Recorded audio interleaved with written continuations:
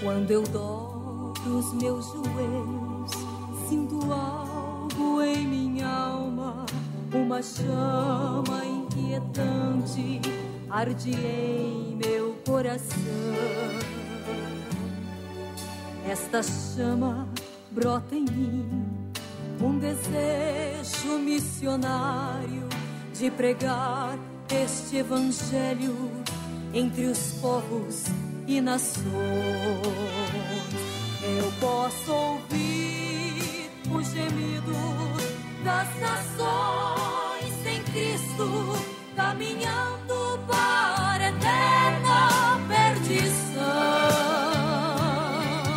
E do meio destas trevas de tremenda escuridão, ouço um grito angustiante de missão.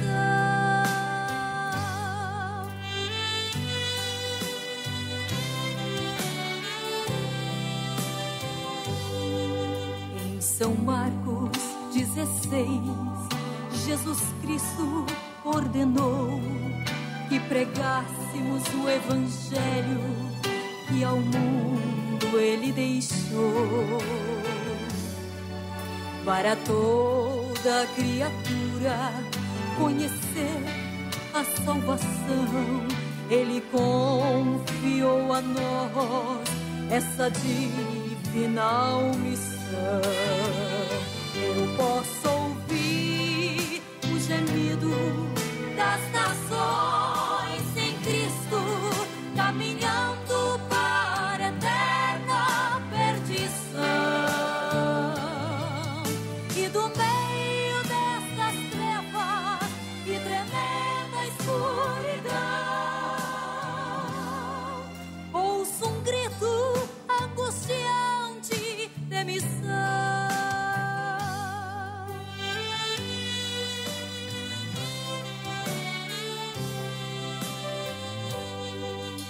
Missionário, herói da fé, escolhido por Jesus, nunca poderá esquecer do seu grito lá na cruz e jamais retroceder.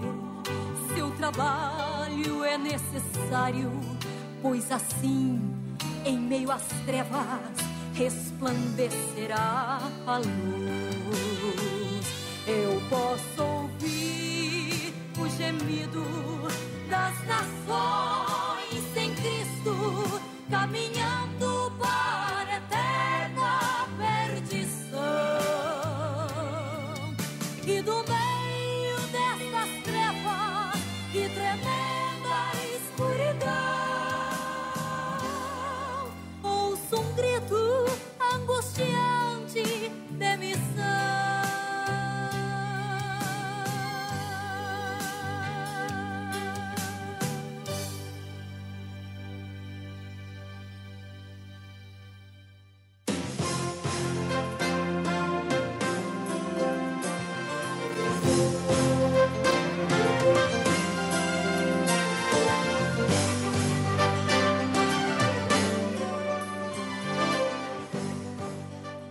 A paz de nosso Senhor e Salvador Jesus Cristo venha adentrar em vossos lares, chegando em nome de Jesus, programar Missões Heróis da Fé, da Associação Missionária Evangelística Heróis da Fé. Na presidência, pastor Humberto Schmidt Vieira. Estamos aqui hoje, nesse dia abençoado. Sabe, irmã Ivoneide, segundo o irmão Jorge, né? Tem uma previsão aí de ventos fortes, né?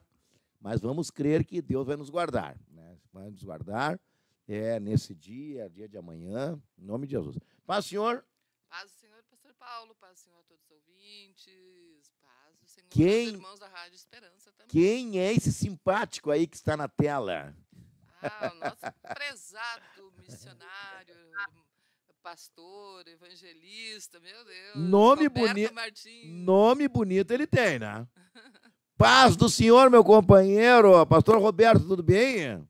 Paz do Senhor, pastor Paulo, irmã Ivoneide, todos os nossos irmãos que estão na escuta do programa.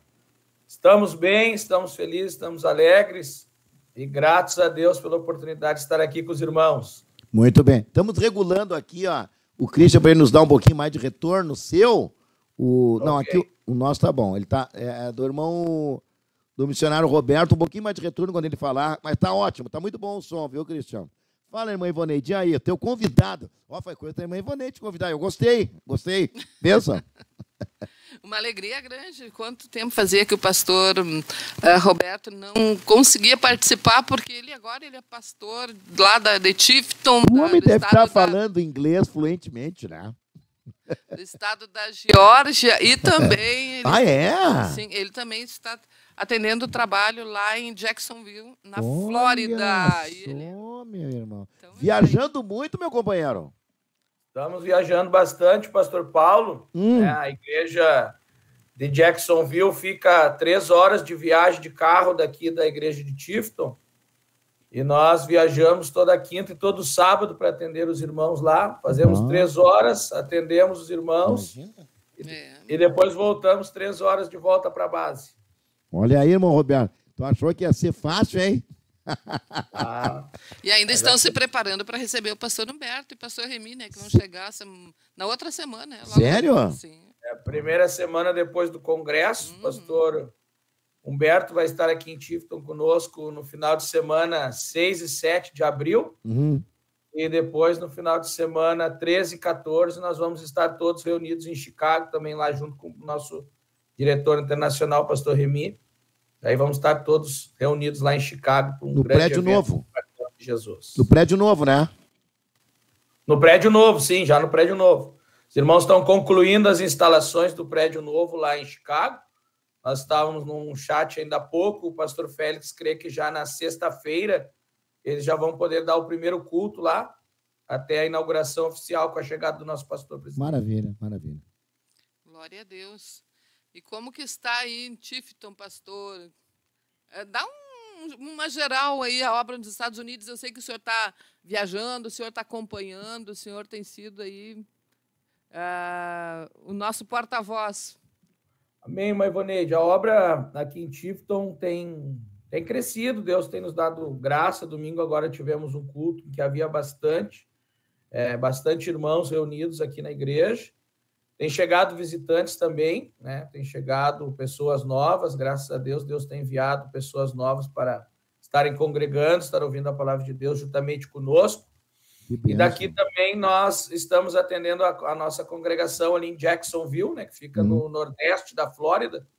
Como eu falei para os irmãos, nós fazemos esta viagem de 3 horas para ir e 3 para regressar, para atender os nossos irmãos. Ali nós temos uma família que congrega, que é membro da igreja, família do irmão Juscelino, da irmã Fabiana, suas filhinhas, e temos recebido também algumas pessoas que têm nos visitado ali. Tem uma família que chegou do Brasil faz alguns meses e constantemente tem estado nos cultos ali. E nós cremos numa grande obra na cidade de Jacksonville, um grande projeto de Deus, né? Uma porta que esteve por alguns anos fechada, e aprove a Deus, então, nos dar uma oportunidade de entrar de novo ali em Jacksonville. E estamos preparando o campo, né, para, quem sabe, ali num futuro próximo, Deus enviar um missionário para estar ali atendendo a obra, estando ali localizado mesmo na cidade, né? E estamos crendo que Deus vai fazer coisas grandes ali em Jacksonville, aqui em Tifton. Deus tem agido também, tem se manifestado. E nós temos essa grande bênção que nós alcançamos lá em Chicago, né, da compra do templo próprio. Já está em fase final lá de preparação e vai ser inaugurado oficialmente agora, no começo do mês de abril. Muitas almas têm chegado para congregar lá em Chicago, pessoas novas, famílias, né? Chicago é uma grande metrópole aqui dos Estados Unidos, uma importante cidade. Então, tem um fluxo migratório muito grande, tem chegado muitas famílias de origem hispana para congregar lá. A última vez que eu falei com o pastor Félix, havia chegado 2 famílias. Nós temos lá irmãos de as mais distintas nacionalidades, né? Tinha chegado uma família de Nicarágua, também uma família do Equador, e Deus tem abençoado grandemente lá a obra em Chicago, e nós vemos que é um novo tempo de Deus que chegou aqui para os Estados Unidos, e Deus está trabalhando, né? Deus também nos abençoou com a abertura da obra missionária no Texas, no estado do Texas, né? Lá na cidade de Robinson, que é onde está o nosso irmão Neftali Rivera. Ontem eu estava conversando com ele e Deus tem enviado almas lá, a obra está crescendo, está se solidificando. Então, são boas novas de bênção de Deus para a obra aqui nos Estados Unidos. Porto Rico pertence à nossa região também. É uma obra já estabelecida, que Deus segue dando crescimento. Então, são boas notícias, né, daqui do fronte missionário. Deus tem nos dado, ainda que com muitas batalhas, mas Deus tem nos dado grandes vitórias. Glória a Deus. E o irmão Paul, ele segue frequentando a igreja lá em Jacksonville? O irmão Paul congrega conosco, né? Ele está numa cidade chamada Fort Pierce, que fica no sul da Flórida. E Fort Pierce está distante 4 horas de Jacksonville. Bem Então, distante. sim, são 4 horas de viagem para ir, 4 para voltar. Então, o irmão Paul faz um esforço ali, 1, 2 vezes por mês, ele tem estado presencialmente conosco. E nós temos também, a gente transmite o culto online para o irmão Paul, né? E os cultos que ele não pode estar, os cultos do meio de semana. Ele participa online conosco. No domingo à noite, nós temos escola bíblica online, porque nós temos alguns irmãos brasileiros aqui que estão nos Estados Unidos, e estão bem distantes das igrejas, né? Nós temos, por exemplo, a irmã Ana Júlia, que está em Thornton, Colorado. Nós atendemos ela também, damos o atendimento pastoral. Quando ela pode, ela vem aqui nos visitar e sempre participa conosco das atividades online. E nós temos um irmão que está no Iowa, que é o irmão Bruce Dornelles. O irmão Bruce é um irmão que veio do Brasil, ele conheceu a igreja em Porto Alegre e retornou aqui para os Estados Unidos. Ele nasceu aqui e se estabeleceu ali no Iowa, e começou a participar das atividades online. Ano passado, quando o pastor Humberto esteve em agosto ali em Chicago, ele fez um esforço e foi para lá conosco. Deus batizou ele com o Espírito Santo, fez uma obra gloriosa. E agora ele começou conosco faz 2 semanas o discipulado para batismo.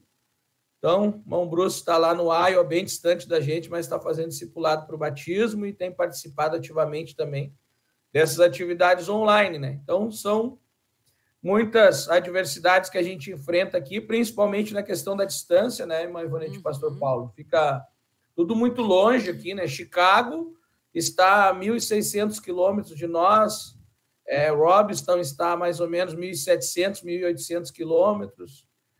Jacksonville fica bem pertinho quando a gente olha essas distâncias, né? 3 horas não é quase nada. Então, essa é uma das barreiras que a gente enfrenta, mas Deus tem nos dado graça. Em nome de Jesus, temos vencido as barreiras aí, a obra está avançando. Que maravilha. O senhor está residindo aonde, missionário Roberto? Estou em Tifton, pastor, na base missionária em Tifton. Em Tifton. Irmão. Em Tifton, lá no estado da Geórgia. Na Geórgia, onde o templo, ele já é um templo próprio, né? Sim, aqui é a nossa igreja mais antiga, né? E tem sido a nossa base missionária já desde muitos anos. E aqui nós temos um templo próprio, com casa pastoral, né? Um lote de terra bem considerável, um terreno bem grande. E a nossa igreja aqui está estabelecida e está se mantendo, e Deus está enviando almas para estarem junto conosco aqui. E a migração aí, pastor, está indo ainda muitos mexicanos, porque aí existe, né, o fluxo migratório. O fluxo migratório aqui é muito grande, né? Até agora, na semana, faz 2, 3 meses atrás, chegou a família de um dos irmãos, que tem um dos irmãos aqui que congrega conosco, que a sua família estava no México, né? A esposa, os seus 2 filhos. E aí ele conseguiu fazer um processo migratório e chegou a família dele, a esposa, que vai fazer o discipulado agora também para entrar na comunhão, e seus 2 filhos, uma menina adolescente e um menininho de 4 anos. E é constante o fluxo de entrada, irmãos, de imigrantes, né, para aqui para os Estados Unidos, função de que o México tem enfrentado uma crise social, né, a questão da uma escalada da violência muito forte, por meio do crescimento, o avanço do narcotráfico, né, os cartéis. Então, muita gente foge, né, para os Estados Unidos buscando oportunidades de trabalho, de segurança, né. Também, por exemplo, na Flórida, há um fluxo migratório muito grande de brasileiros, um enorme número de brasileiros. Jacksonville é uma cidade em que tu encontra muitos brasileiros mesmo. Até os nossos cultos lá têm sido em português, porque os visitantes que têm chegado na igreja, todos são brasileiros. Quando chega um visitante de origem hispana, nós fazemos o culto em espanhol. Então, há um fluxo migratório extraordinário. Para a gente que está aí no Brasil, não conhece muito essa realidade, a gente fica assustado. Até aqui em Tifton, eu sempre converso com a minha esposa, nos locais que a gente vai, às vezes parece que tem mais migrantes do que nativos. Parece que há mais mexicanos, pessoas de origem hispana, do que próprios americanos. Assim, em Tifton existe um grande número de mexicanos, principalmente mexicanos. E qual é a fronteira de entrada? Por exemplo, nós vimos muitas pessoas até entrando ilegalmente, burlando a segurança, enfim, né? Porque eles... A grande maioria dos migrantes que chega aqui chega ilegal. A grande maioria. Eles entram normalmente pelo Texas, né? Na fronteira do Texas. E eles entram por ali, que tem a fronteira, que é a parte do deserto, né? Até bem... Quando a gente escuta o relato do que eles passam no deserto para poder chegar aqui, é bem... É inacreditável, né? É chocante, eu diria assim, né? Tem pessoas que ficam agora... Esses dias chegou um rapaz, que ele é argentino, é parente de um irmão que de vez em quando nos visita em Jacksonville. Ele levou 9 dias no deserto para chegar. Imagina. Com escassez de comida, com escassez de água. É uma coisa assim chocante. Irmão Roberto, e perigo ainda, né? Eu sei que muitas pessoas morrem nesse... É que eu ia dizer. Inclusive tem mulheres que são violentadas, tiram dinheiro. Então nem todos os coiotes, né, que são aqueles homens que levam, são pessoas leais, né? Não. Então às vezes eles vão até um certo lugar e pronto. Imagina um deserto, o que tu vai fazer? Não, pastor, levam tudo e mata às vezes. Né? Senhor? A gente conversa com os irmãos aqui, eles contam, e como muitos vêm atrás de amigos, de familiares, eles conhecem muitas pessoas que passaram ilegal, né? E tem muitas pessoas que não chegam, morrem no deserto. Tem mulheres que passam por essa situação de violência sexual. Sim. Tem pessoas que chegam, mas passam por violência física. Tem a questão, essa que o senhor falou, da infidelidade do coiote, né? Normalmente eles ajustam um preço, chega na metade do caminho, diz, não, eles aumentam o preço. E aí, se tu diz que não aceita, eles podem, né? Te deixar aqui. Não chegue, já está ali, né? Já está no meio do deserto, o que tu vai fazer? Só não sabe nem para onde vai ir. É bem complicado, assim, bem complicado. Houve uma moça que chegou aqui esses tempos atrás, é familiar de uns irmãos, que aconteceu isso com ela. Eles tinham ajustado um preço, quando chegou no meio, eles dobraram o preço. Meu Deus. E aí ela não tinha escolha, né? Tinha que passar assim ou assim. Aí chegou aqui com uma dívida terrível. E é por isso que essas pessoas chegam aqui e se atiram a trabalhar. E aí esse é um também dos obstáculos deles não virem à igreja. Sim. Porque como eles contraem uma dívida muito grande com os coiotes e sim ou sim tem que pagar, eles acabam trabalhando em 2, 3 trabalhos, trabalham sábado, trabalham domingo, em virtude de conseguir pagar aquela dívida e receber uma pressão de cobrança. É uma realidade bem distante do que a gente está acostumado no Brasil. Sim. E existe trabalho, existe campo de trabalho aí para todo esse povo que está migrando?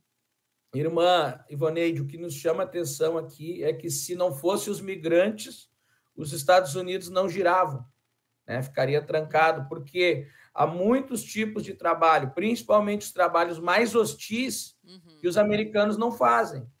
Por exemplo, na construção, a construção civil, ela é dominada basicamente por funcionários empregados hispanos, brasileiros, né, de outras comunidades. Sim.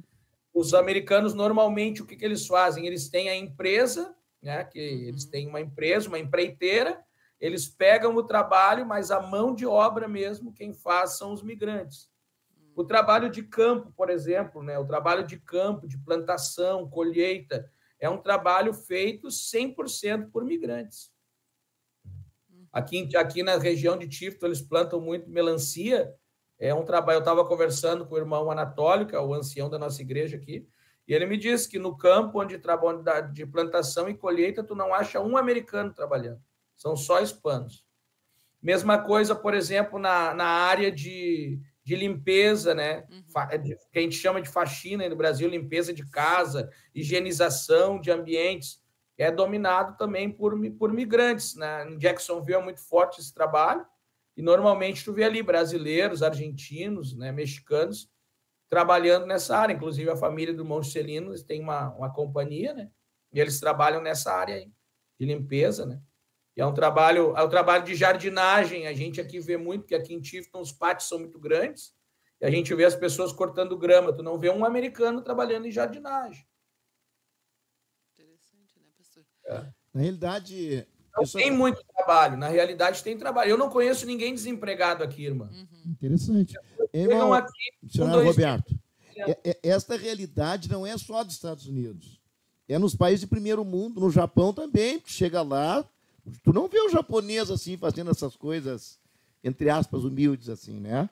Inclusive nas fábricas, quem é Nisei, Nansei, não pega de chefia, dificilmente. Só o japonês mesmo. Eles conhecem, eles olham e sabem se o camarada é japonês mesmo ou não, ou descendente. Tá? Então, imagina os Estados Unidos e em outros países também. Então, quem faz a roda girar aqui são os migrantes. Né? Claro. Então, por isso que os presidentes eles fazem aquelas ameaças. Vamos mandar embora todos os que não têm duplos documentados.